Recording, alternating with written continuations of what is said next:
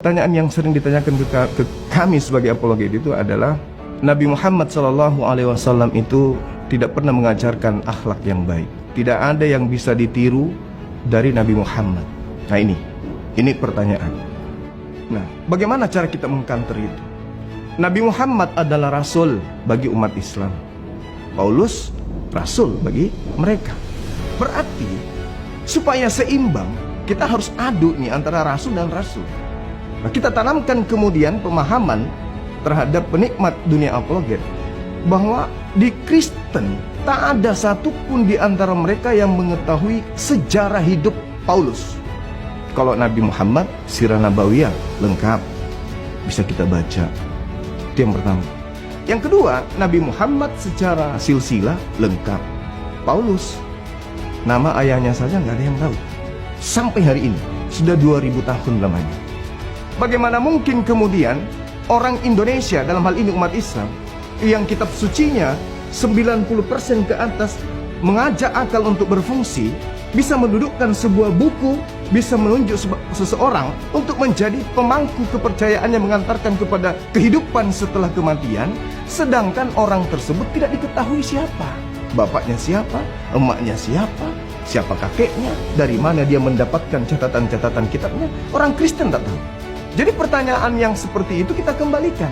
Ketika Nabi Muhammad dikatakan pedofil, ketika Nabi Muhammad diceritakan kemudian sebagai orang yang suka dengan janda misalnya, ini fitnah yang sering terjadi.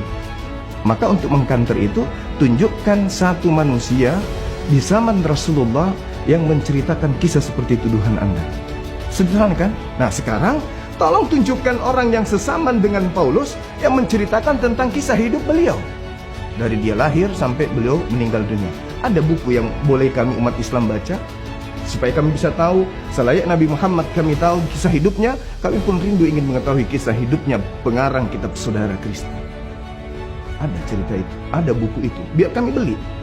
Tapi sampai hari ini 2000 tahun sampai 2 jam sebelum kiamat buku itu tidak pernah akan ada.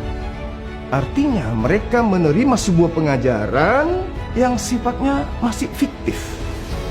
Kan tak ada sumber, tak ada sanad, tak ada mata rantai penyampaian kabar dari apa yang dicatat di sebuah buku yang mereka imani sebagai atau mereka imani sebagai buku suci.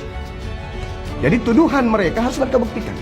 Yang mengetahui Nabi Muhammad, siapa beliau, bagaimana tindakan beliau, akhlak beliau, adalah keluarga beliau, masyarakat beliau, sahabat beliau, murid-murid beliau, orang yang sesaman dengan beliau, orang yang sebangsa dan setanah air dengan beliau.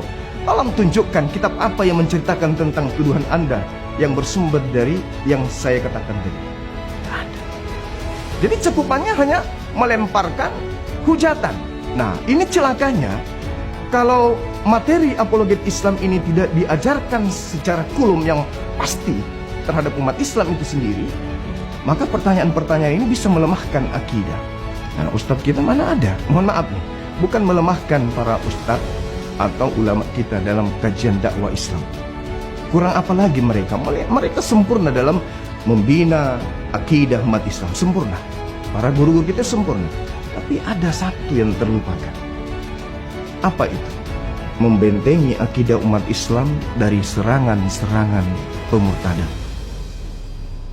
Ini yang kurang. Nah, maka beranjak daripada itu kemudian alhamdulillah kita sudah beberapa ustadz yang ikut mengambil bagian di misi dakwah ini. Sehingga dari sisi Islamnya dapat, dari segi pendalaman materi tentang Bible juga dapat. Seperti itu.